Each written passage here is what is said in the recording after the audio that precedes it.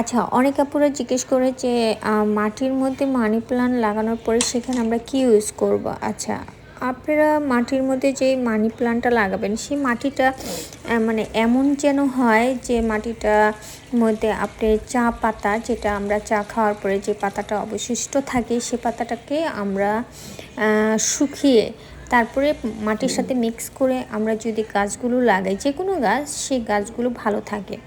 আমি যে কাজটা করি, আর যেটা পানির মধ্যে লাগানোর পরে আমি ইপসাম সল্ট ইউজ করি যাতে করে গাছগুলো ভালো থাকে।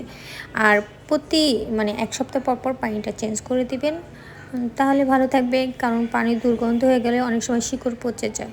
আর যেহেতু আমরা রুমের মধ্যে রাখি, আর এরকম জায়গায় রাখবো যেখানে বাইরের আলো বাতাসটা যেন রুমের মধ্যে ঢুকে, তাহলে গাছগুলো ভালো থাকবে।